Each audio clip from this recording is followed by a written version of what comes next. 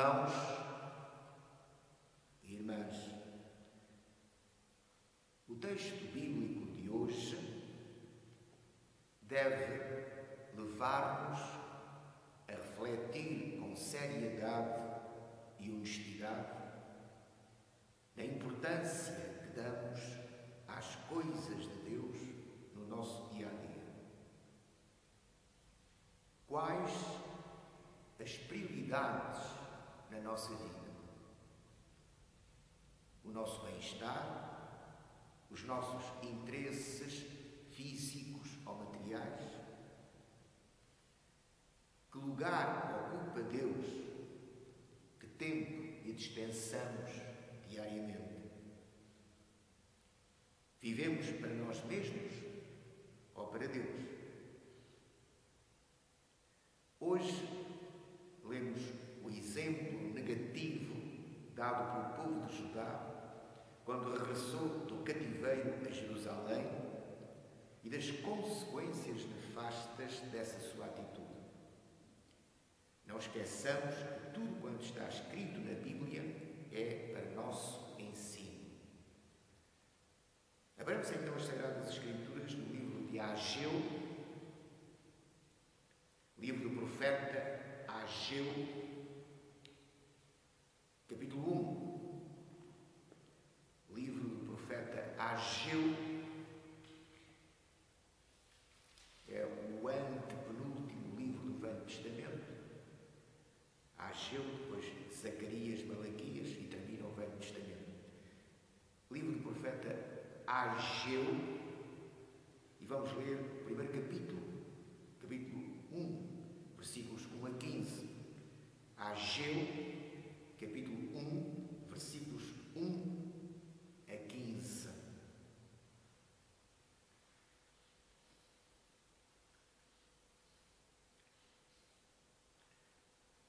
No ano segundo do rei Dario, no 6º mês, no primeiro dia do mês, veio a palavra do Senhor pelo ministério do profeta Ageu a Zorobabel, filho de Sealtiel, príncipe de Judá, e a Josué, filho de Josadac, o sumo sacerdote, dizendo: Assim fala o Senhor dos exércitos, dizendo: Este povo diz: Não veio ainda o tempo em que a casa do Senhor deve ser edificada. Veio, pois, a palavra do Senhor no ministério do profeta Ageu, dizendo: É para vós tempo de habitardes nas vossas casas estucadas e esta casa a ficar deserta? Ora, pois, assim diz o Senhor dos exércitos: Aplicai o vosso coração aos vossos caminhos. Semeais muito e recolheis pouco.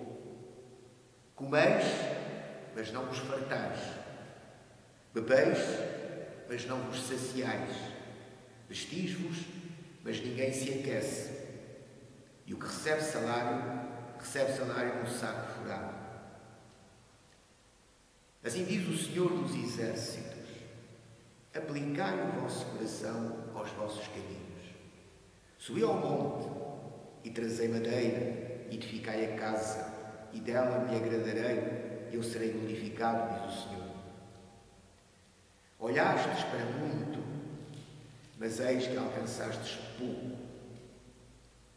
E esse pouco, quando o trouxestes para casa, eu lhe soprei. Porquê? Disse o Senhor dos exércitos. Por causa da minha casa que está deserta, e cada um de vós corre à sua própria casa. Por isso retém os céus o seu orvalho, e a terra retém os seus frutos. E fiz vir a seca sobre a terra, e sobre os montes, e sobre o trigo, e sobre o mosto, e sobre o azeite, e sobre o que a terra produz, como também sobre os homens, e sobre os animais, e sobre todo o trabalho das mãos. Então ouviu Zorobabel, filho de Sealtiel, e o Josué, filho de Josadac, sumo sacerdote, e todo o resto do povo, a voz do Senhor seu Deus, e as palavras do profeta Ageu, como o Senhor seu Deus o tinha enviado. E temeu o povo diante do Senhor. Então Ageu, o embaixador do Senhor, falou ao povo conforme a mensagem do Senhor, dizendo: Eu sou convosco, diz o Senhor. E o Senhor levantou o espírito de Zorobabel, filho de Sealtiel, príncipe de Judá, e o espírito de Josué, filho de Josadá, sumo sacerdote, e o espírito do resto de todo o povo, e vieram e trabalharam na casa do Senhor dos exércitos, o seu Deus, ao 24º dia do 6º mês, no 2º ano do rei Dario. Oremos. Pai Santo, a Tua palavra está aberta diante de nós. Tu sabes verdadeiramente quais são as nossas necessidades, tanto físicas como espirituais, e só Tu podes suprir essas necessidades. Pedimos, Senhor, que nos dês um espírito de zelo e de fervor para que possamos servir-te todos os dias da nossa vida, para que Tu possas ter a prioridade na nossa mente e no nosso coração, para que tudo aquilo que nós façamos para a Tua glória. Procuremos sempre glorificar o Teu nome em todos os momentos e circunstâncias da nossa vida. Liberta-nos de todo este egocentrismo, de toda esta carnalidade que nos leva a viver para nós mesmos, de todo este egoísmo que nos leva a viver para nós mesmos. Ajuda-nos, Senhor, a viver para Ti, a glorificar-te, pois, em todos os nossos atos, em todos os momentos. Só Tu nos podes dar este espírito. Só Tu nos podes levantar o espírito, como levantaste o espírito a este povo, para verdadeiramente se voltar para Ti e colocar como prioridade servir-te, glorificar-te através da edificação da Tua casa de oração. Por isso pedimos que continues a Tua obra em cada um de nós, nos aperfeiçoes na fé e no amor que há em Cristo Jesus.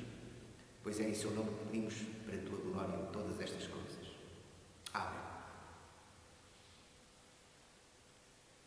Para podermos compreender bem este texto de Ageu e a importância desta mensagem transmitida por Deus através do seu profeta Ageu, seria bom lermos o livro de Esdras.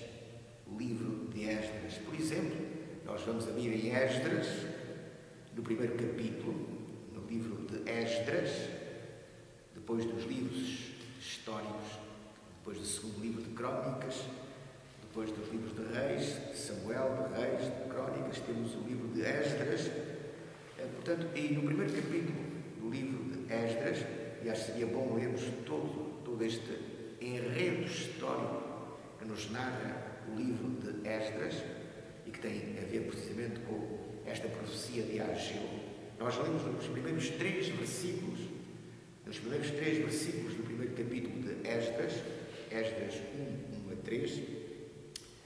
No primeiro ano de Ciro, rei da Pérsia, para que se cumprisse a palavra do Senhor pela boca de Jeremias, despertou o Senhor o espírito de Ciro, rei da Pérsia, o qual fez passar pregão por todo o seu reino, como também por escrito, dizendo: Assim diz Ciro, rei da Pérsia: O Senhor, Deus dos céus, me deu todos os reinos da terra, e Ele me encarregou de lhe edificar casa em Jerusalém e em Judá. Quem há entre vós de todo o seu povo, seja seu Deus com ele, e suba a Jerusalém, que é em Judá, e edifique a casa do Senhor, Deus de Israel. Ele é o Deus que habita em Jerusalém. É maravilhoso vermos como Deus usa quem quer e como quer para o que quer. Temos aqui um rei pagão, um rei idólatra, o rei da Pérsia. Mas Deus vai usar este rei da Pérsia, este rei idólatra, para, verdadeiramente, voltar a trazer do exílio o seu povo. O Senhor tinha dito, através do profeta Jeremias, que passados 70 anos de cativeiro na Babilónia. É a isso que se refere o texto. Portanto, o Senhor tinha prometido ao seu povo, através do profeta Jeremias, que passados 70 anos de cativeiro na Babilónia, ele visitaria o seu povo. O Senhor Deus visitaria o seu povo e iria trazê-lo de novo para a sua terra, para Jerusalém, para Judá. E então, para que se cumprisse a palavra do Senhor, transmitida por Jeremias, passados 70 anos de cativeiro na Babilónia, eis que o rei Ciro, que neste momento dominava a Babilónia, o rei da Pérsia, que neste momento dominava a Babilónia, o rei Ciro decide mandar reconstruir o templo que estava destruído, tinha sido destruído, como sabem, por Nabucodonosor, a quando da invasão babilónica. Este templo de Jerusalém, o templo edificado por Salomão, o grandioso templo edificado por Salomão, tinha sido totalmente destruído por Nabucodonosor. E, portanto, passados 70 anos de exílio na Babilónia, agora o Senhor, reparem, o Senhor desperta, o Senhor despertou o espírito de Ciro, o espírito dos homens, como que está adormecido, está morto, está adormecido. E só o Senhor pode despertar o espírito dos homens para que os homens o sirvam. Então o Senhor despertou o espírito do Ciro, rei da Pérsia, e ele fez passar um pregão por todo o seu reino, não só oralmente, mas também por escrito, dizendo: assim diz Ciro, rei da Pérsia. Reparem, o Senhor, Deus dos céus, ele nunca se refere ao Senhor Jeová, isto que é esse o nome usado. Ele nunca se refere ao Senhor Jeová como o seu Deus. Mas é interessante verificar que ele considera o Senhor, Deus de Israel, como o Deus dos céus, aquele que realmente está acima de todos os deuses. Ele não abdica, Ciro não abdica dos seus deuses, mas ele afirma claramente que este é o Deus de Israel, não é o seu Deus, mas o Deus do povo de Israel, o Deus dos judeus. No entanto, ele não deixa de sublinhar que este Deus é o Deus dos céus, portanto, que domina sobre tudo e sobre todos. E ele reconhece que foi ele que lhe deu os reinos da terra. Ou seja, que é interessante vermos que, embora não se convertendo ao Deus de Israel, ele, despertado o seu espírito pelo próprio Deus, ele reconhece a soberania e a soberania absoluta de Deus. Ele reconhece uma coisa que poucos imperadores, poucos reis e imperadores reconhecem: que o poder vem de Deus, que o poder está em Deus, não está neles. E que todo o poder que possuem é-lhes dado por Deus, pelo Deus dos céus, pelo único Deus, Criador dos céus e da terra, o Deus de Israel, o Deus de Abraão, de Isaac e de Jacó, o Criador dos céus e da terra. E o rei Ciro, cujo espírito tinha sido despertado por Deus, portanto tinha sido iluminado por Deus, reconheceu que todos os reinos da terra que possuía tinham sido dados por Deus, por este Deus dos céus. Ele me deu todos os reinos da terra. E agora me encarregou, portanto, ele reconhece que é Deus que lhe manda, portanto, edificar uma casa em Jerusalém, ou seja, reconstruir de novo o templo em Jerusalém, que tinha sido destruído por Nabucodonosor. E então, reparem, quem há entre vós, esta é a ordem dada por Ciro, rei da Pérsia, passados 70 anos de cativeiro do povo da Babilónia, quem há entre vós, de todo o seu povo, reparem, de todo o seu povo, o povo de Deus, seja seu Deus, reparem, não diz o nosso Deus, seja seu Deus com ele. Portanto, quem há entre vós de todo o seu povo, seja seu Deus com ele, e suba a Jerusalém, que é em Judá, e edifica a casa do Senhor, Deus de Israel. Reparem, a casa do Senhor, Deus de Israel. Ele é o Deus que habita em Jerusalém. Obviamente, aqui temos a noção pagã de ídolos, de deuses circunscritos a territórios geográficos. Embora despertado, o seu espírito despertado por Deus, ele continua na ignorância, verdadeiramente na ignorância do verdadeiro Deus. Reconhece a sua soberania, não pode deixar de reconhecer que o Deus de Jerusalém, o Deus de Judá é o Deus dos céus. É o Deus dos céus, é o Deus soberano que lhe deu todos os reinos da terra. Mas não se converte a Deus, não o reconhece como o único Deus. Para ele ainda é o Deus que habita em Jerusalém. Como nós sabemos, o Deus que habita em Jerusalém, habita nos céus, é o Deus dos céus, habita em todos os lugares. Realmente ele é onisciente, onipotente e onipresente. Ele habita em todos os lugares da terra e habita também agora pelo seu Espírito nos nossos corações. É um Deus que nos orienta e que nos guia, que desperta continuamente também o nosso Espírito para que possamos servir. Então, depois o livro de Esdras continua a história, e então nós sabemos que grande parte do povo, cujo Espírito também foi despertado por Deus, grande parte do povo veio com Esdras e com outros para Jerusalém, e o primeiro impulso, o primeiro desejo foi reconstruir realmente o templo que tinha sido destruído por Nabucodonosor. Mas depois, se continuarem a ler o livro de Esdras, surgiram, portanto, vários conflitos. Houve uma grande hostilidade, tiveram que sofrer a hostilidade dos seus inimigos, nomeadamente dos samaritanos, dos povos que viviam naquela zona e que eram inimigos dos judeus, e, portanto, eles tiveram que lutar contra estes seus inimigos, que por todos os meios procuraram evitar que o templo fosse reconstruído. E conseguiram, durante muito tempo, impedir a reconstrução deste templo em Jerusalém. Até que, finalmente, depois de muitas peripécias que podem ler no livro de Esdras, sobe ao trono o rei Dario. E, de novo, o rei Dario, volta a dar ordem de edificação do templo. O templo ainda não tinha sido edificado, passado este tempo todo, desde o rei Ciro, passado este tempo todo, houve várias tentativas de edificação do templo, mas não foram para a frente. Portanto, o templo ainda não tinha sido reedificado, como era a ordem de Deus, e como era a ordem de Deus dada através de Ciro.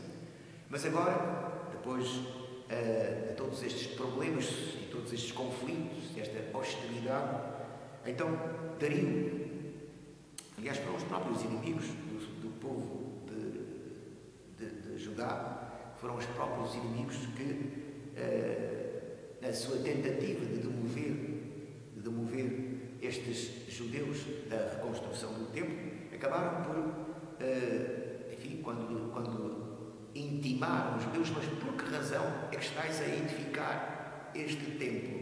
Quem é que vos deu ordem? Vós estáis sob o domínio da Pérsia, sob o domínio ainda da Pérsia. Quem é que vos deu ordem?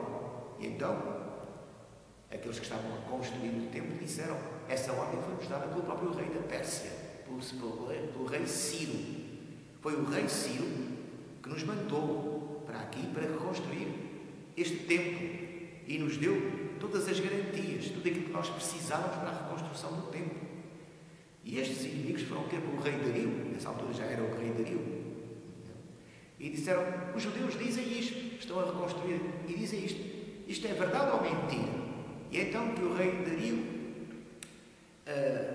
manda, portanto, pesquisar, certamente no palácio, se há algum édito, se há alguma ordem dada pelo rei Ciro para que este templo fosse reedificado. E quando, portanto, o rei Dario dá esta ordem, e eles procuram, portanto, exatamente nas suas bibliotecas, enfim, onde quer que fosse, buscam, portanto, algum édito,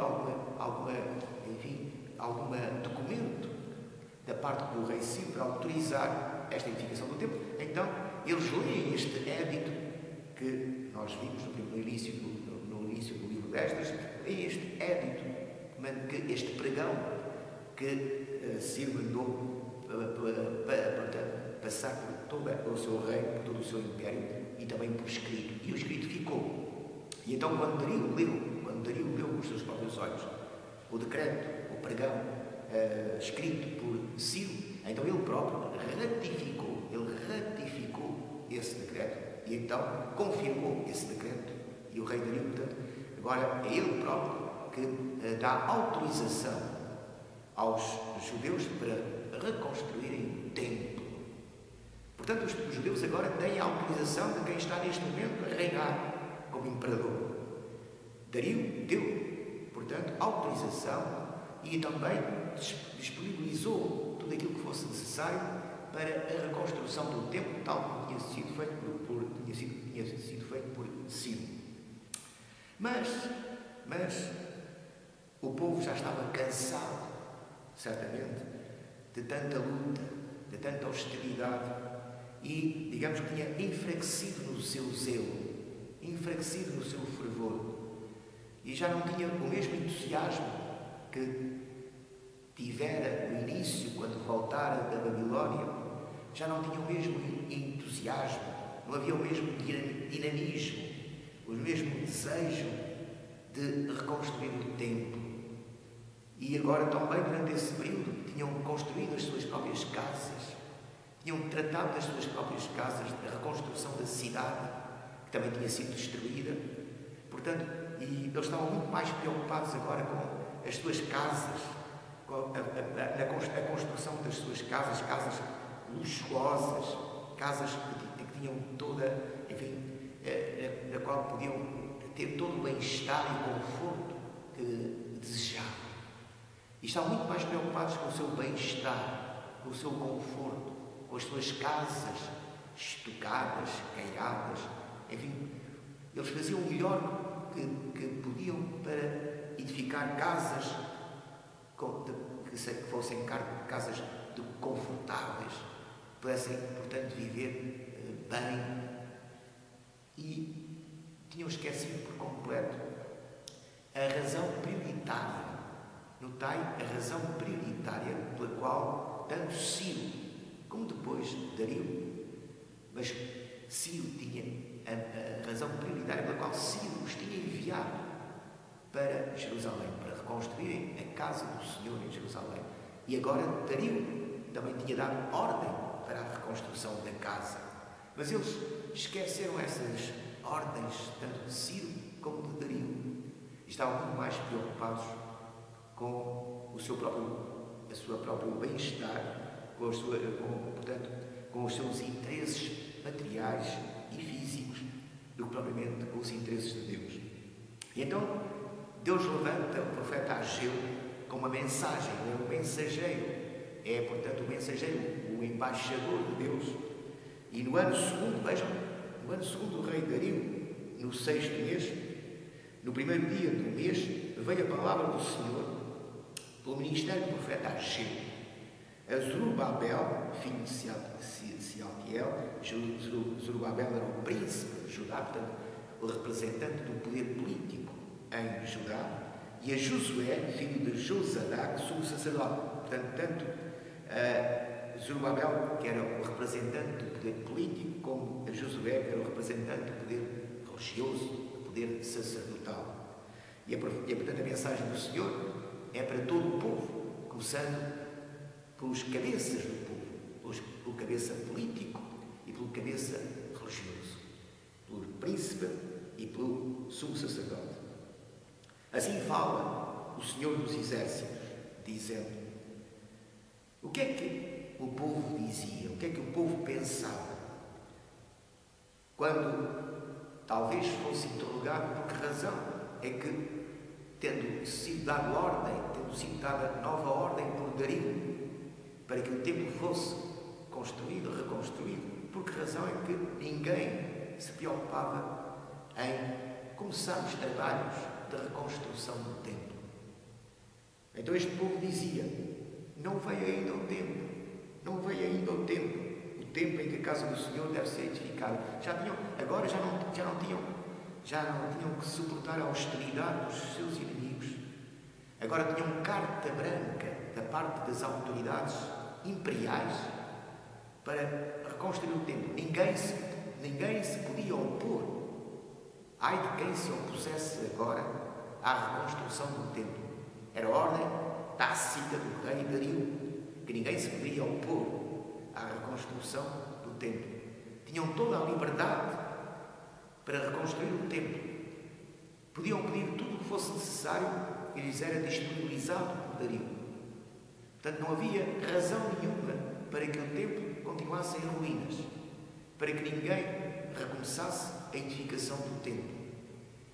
A única razão dada por eles era o seu egoísmo. Eles estavam mais preocupados na construção das suas habitações, casas, portanto, com um luxo da qual pudessem usufruir de certo bem-estar, pudessem, portanto, viver comodamente, usufruir, portanto, de todas as regalias e de todas, portanto, suprir todos os seus interesses materiais. E as coisas de Deus e o templo de Deus, portanto, estava relegado para segundo plano. Não era ainda tempo, não era o tempo ainda para que a casa do Senhor seja edificada. Ou seja, no fundo, Deus já não tinha o primeiro lugar na sua vida. Deus já não era o alvo da sua vida. Agora, eles próprios se constituíram como alvos da sua própria vida. O que interessava eram as suas casas. O que interessava era o seu bem-estar, era a sua segurança. Era, portanto, a satisfação dos seus interesses físicos e materiais.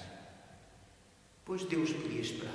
Depois, quando se sentissem confortáveis, perfeitamente confortáveis e bem, então se preocupariam com a reconstrução do templo.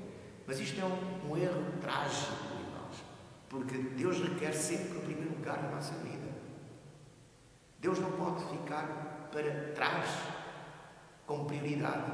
Ele tem que ser a prioridade. Amar a Deus acima de todas as coisas é o primeiro de todos os mandamentos. E é, digamos, a raiz da verdadeira obediência. É o princípio da verdadeira obediência. É amar a Deus acima de todas as coisas, dar-lhe o primeiro lugar na nossa vida. Portanto, sempre que os nossos interesses se sobrepõem aos interesses de Deus, sempre que o nosso eu tem a prioridade, sempre que o nosso egoísmo tem a prioridade, sempre que Deus é relegado para segundo plano, estamos a pecar, estamos a errar o alvo. E isso tem consequências nefastas, dramáticas na nossa vida. Reparem o que está a acontecer ao povo.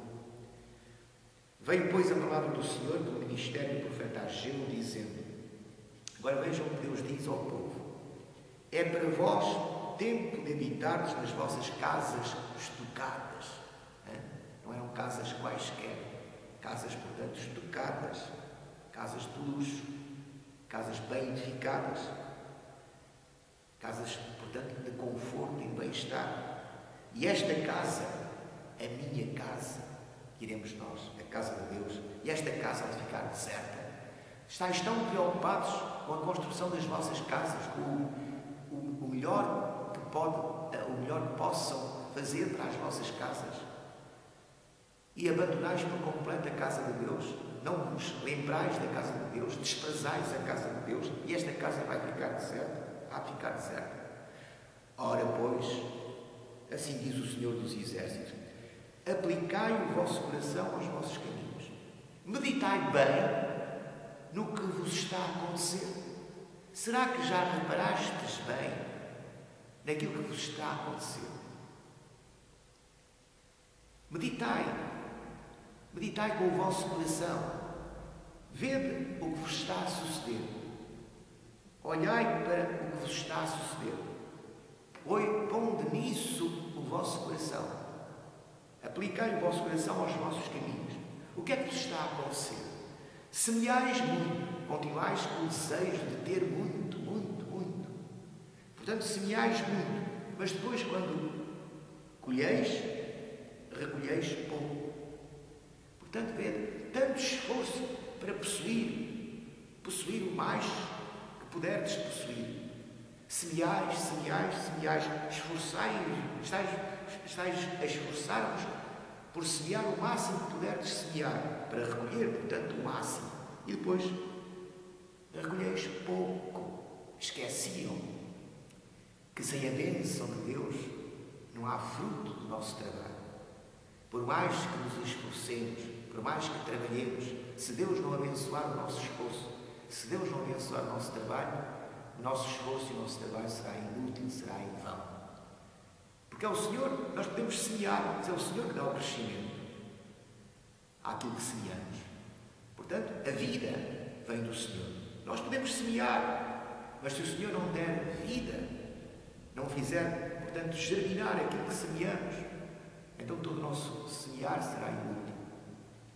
A bênção do Senhor é prioritária, por isso colocar o Senhor como primeiro lugar na nossa vida é também fundamental para termos a bênção do Senhor. Por isso, pensai bem, pensai com o vosso coração naquilo que vos está a acontecer. Semeais muito e recolheis pouco. Comeis, mas não vos fartais. Comeis, mas não, a própria alimentação não satisfaz. Ou seja, não há proveito naquilo que comem. Comem, mas o que comem não lhes é proveitoso. Comeis, mas não vos fartais. Continuais sempre com fome. Não vos saciais. Também bebeis, mas não vos saciais. Portanto, comeis, bebeis, mas parece que há sempre algo que falta. Algo que falta. Mais uma vez, sem a bênção de Deus. Não é só o nosso trabalho, mas tudo aquilo que comemos e bebemos também não satisfaz. Não satisfaz. Comemos, mas não nos fartamos. Estamos sempre com fome. Bebemos, mas não nos saciamos. Estamos sempre com sede. Vestimos, mas ninguém se aquece. E o que recebe, agora reparem, o que recebe salário do seu trabalho, recebe salário num saco furado. Vejam, o próprio salário desaparece imediatamente. Mal ganham o seu salário, o fruto do seu trabalho, ele desaparece imediatamente. Também não podem desfrutar do seu salário, do fruto do seu salário. Não podem desfrutar do fruto do seu salário porque ele desaparece imediatamente. Mal o recebem, desaparece imediatamente. É como receber o salário num saco, num saquitel, como era usado no tempo, num saquitel furado. Portanto, desaparece, mal recebem, desaparece logo esse salário. Assim diz o Senhor dos Exércitos. De novo, então vendo o que vos está a acontecer, aplicai o vosso coração aos vossos caminhos, pondo o vosso coração naquilo que vos está a acontecer. Perguntai-vos a vós mesmos, porquê é que isto está a acontecer? Porquê é que isto está a suceder? Por que razão é que nada que nós façamos dá fruto, nos satisfaz? Então subi ao monte, trazei madeira e edificai a casa, e dela me agradarei e eu serei glorificado, diz o Senhor. Se quereis que tudo mude na vossa vida, que a vossa sementeira produza frutos, que possais comer e vos saciar, comer e fartar-vos, beber e saciar-vos, então se quereis que realmente o vosso salário possa realmente render frutos na vossa vida, então, se realmente quereis, procurai edificar a casa, procurai servir, procurai dar a prioridade a quem tem a prioridade, que é Deus. A quem tem a prioridade. Só Deus tem a prioridade. Se não damos a prioridade a Deus, estamos a roubar a prioridade que a Deus pertence. Olhastes para muito, mas eis que alcançastes pouco. Sempre a ganância, o desejo do povo do melhor para si. Do melhor para si, no entanto, comiam e não se fartavam, bebiam e não se saciavam, semeavam muito e recolhiam pouco. Olhastes para muito, mas eis que alcançastes pouco. E esse pouco, reparem, e esse pouco, quando o trouxestes para casa, é interessante esta imagem. Esse pouco, quando o trouxestes para casa, eu lhe assoprei. seja, puseram na mesa e desapareceram. É o salário no saco furado. Portanto, vejam a imagem. Olhaste para muito, mas alcançaste pouco. E esse pouco, quando o trouxestes para casa e pusestes na mesa, eu-lhe assoprar, desapareceu. É o tal salário no saco furado. Disse o Senhor dos Exércitos: porquê? Porquê? Porquê que isto aconteceu? Por causa da minha casa que está deserta e cada um de vós corre à sua própria casa. Portanto, o desprezo completo por Deus e uma vida concentrada nas suas necessidades, o viver para si mesmo. O Senhor Jesus dirá, muito mais tarde, o Senhor Jesus dirá: quem quiser vir após mim, quem quiser ser meu discípulo, negue-se a si mesmo. Morra para si mesmo. Negue-se a si mesmo. Negue-se a si mesmo. Morra para os seus interesses. Morra para si mesmo. Negue-se a si mesmo. Tome cada dia a sua cruz. Morra comigo. Morra comigo. Se quer viver comigo, tem de morrer primeiro comigo. Tome cada dia a sua cruz. Então sim, siga. Para seguir Jesus, temos que morrer para nós mesmos. Ou seja, não somos nós que vivemos agora, é Cristo que vive em nós. Então nós temos como alvo a glória de Deus. Mas este é um alvo desde o princípio, desde que Deus criou o homem à sua imagem e semelhança. Este é o alvo para a vida humana. Viver para Deus, amar a Deus, glorificar a Deus, servir a Deus. O pecado destruiu esta relação com Deus. O pecado destruiu esta relação com Deus. Mas Cristo veio para restaurar esta relação. Mas ao longo dos tempos, Deus, através dos seus profetas, através da sua palavra, Deus sempre procurou exortar o povo e levar o povo, de novo, a direcionar-se para este alvo, a deixar, enfim, o seu egoísmo, a deixar os seus interesses humanos e carnais, a fim de buscar os interesses de Deus e a glória de Deus. Viver para Deus, servir a Deus. E o templo em Jerusalém era a manifestação visível da presença de Deus no meio do seu povo. Portanto, devia ter a prioridade a reconstrução do templo, visto que ele era o símbolo da presença de Deus no meio do seu povo. Devia ter a prioridade na vida destes homens e mulheres, mas não tinha. Não tinha. Portanto, por causa da minha casa que está deserta e cada um de vós corre à sua própria casa. Por isso, reparem as consequências nefastas que já vimos. Por isso retêm os céus o seu orvalho e a terra retém os seus frutos. Portanto, semearam muito, mas colheram pouco. Não chovia o suficiente, não havia umidade suficiente. A terra não dava os frutos que podia dar, faltava a bênção de Deus.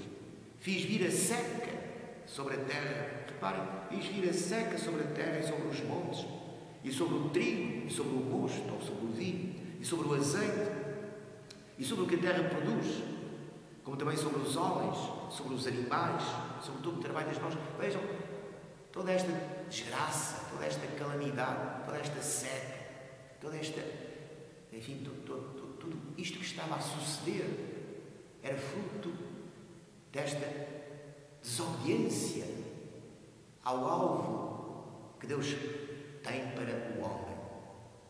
O alvo que Deus tem para o homem é o serviço e a glória de Deus. E sempre que o homem se desvia do serviço e da glória de Deus, o homem tem de sofrer as consequências, porque é a bênção de Deus que nos dá tudo aquilo que nós carecemos. Não é o nosso trabalho, é a bênção de Deus sobre o nosso trabalho. Aliás, mesmo o nosso trabalho já é uma bênção de Deus. É Deus que nos dá a saúde e as forças para trabalhar. Mesmo o nosso trabalho, quando podemos trabalhar, já é uma bênção de Deus. Mas não esqueçamos que quando trabalhamos para nós mesmos, esse trabalho não é abençoado. Mas quando trabalhamos para Deus, Ele tem a bênção de Deus e, portanto, vai produzir fruto. Mas todas estas calamidades e o que estamos a ver nos nossos dias, irmãos, no mundo em que vivemos, reparem, cada vez, como já temos dito várias vezes, cada vez é mais difícil viver neste mundo. Cada vez vai ser mais difícil ao homem viver, sobreviver neste mundo. Não é só esta epidemia, esta pandemia em que vivemos, mas reparem, todas estas mudanças climáticas, estes calores tórridos, estes incêndios, depois estes frios também intensos, as inundações, depois de incêndios que destroem hectares e hectares de terra, vêm chuvas, vêm inundações que continuam a destruição, de outra forma, mas continuam a destruição. E o homem não se vê livre da destruição, ora pelo fogo, ora pelas chuvas, ora pelas inundações, depois vêm os furacões, os ciclones, depois vêm os terremotos, depois vêm, enfim, os próprios vulcões que estão adormecidos e que, de novo, se reativam. Vê as desgraças que estão a acontecer neste mundo. E como este mundo está totalmente afastado de Deus. Como os homens vivem, não só como se Deus não existisse, mas de uma forma totalmente oposta à vontade de Deus. E por isso é natural que cada vez seja mais difícil viver neste mundo. Porque os homens estão cada vez mais longe de Deus e vivendo cada vez de uma forma mais abominável aos olhos de Deus. Por isso têm de sofrer as consequências. Aquilo que o homem semear, isso também se fará. E aqui vemos por que razão é que havia esta seca sobre a terra. Por que razão é que havia esta desolação sobre a terra. Por mais que se esforçassem e trabalhassem, nada produzia como eles queriam. Porque se tinham afastado de Deus, porque Deus não era a prioridade da nossa vida. E hoje em dia, no nosso mundo, a situação em que vivemos no mundo, por muitas razões que deem para as alterações climáticas, reparem que todas essas razões humanas são fruto do pecado, fruto do afastamento de Deus. Se os homens vivessem tendo Deus como prioridade, para a glória de Deus, e a reconhecessem a soberania de Deus, certamente que nada disto acontecia. Então ouvimos Zorobabel, damos graças a Deus porque a palavra de Deus não volta vazia e produziu fruto. Então ouviu Zorobabel, filho de Sealtiel, e Josué, filho de Josadac, sumo sacerdote, e todo o resto do povo, a voz do Senhor seu Deus, e as palavras do profeta Ageu, que o Senhor seu Deus o tinha enviado. E temeu o povo diante do Senhor. E como o povo temeu diante do Senhor, se arrependeu, então Ageu, embaixador do Senhor, falou ao povo conforme a mensagem do Senhor, dizendo: eu sou convosco. Reparem como Deus é misericordioso. Sempre que o homem se arrepende dos seus pecados, se o mundo hoje se arrependesse dos seus pecados, da maneira como vivem em oposição a Deus, zombando e escarnecendo de Deus, se o povo se arrependesse, certamente que tudo mudaria, como mudou aqui no tempo de Esdras. E o Senhor levantou o espírito de Zorobabel. Reparem novamente como aconteceu com o Ciro. O Senhor é que levanta o espírito, é que aviva o nosso espírito. O Senhor levantou o espírito de Zorobabel, filho de Sealtiel, príncipe de Judá, e o espírito de Josué, filho de Josadac, sumo sacerdote. E o espírito é o Senhor que move. É o Senhor que se move no meio do seu povo. É o Senhor que opera pelo seu espírito. E o espírito do resto de todo o povo. E vieram e trabalharam na casa do Senhor dos exércitos, seu Deus, e tudo vai mudar na vida deste povo. Irmãos, meditemos bem neste exemplo negativo, mas também positivo, porque quando o homem ouve a palavra do Senhor, é exortado pela palavra do Senhor e se arrepende, e há uma mudança radical na sua vida, então há sempre esperança e certeza de salvação.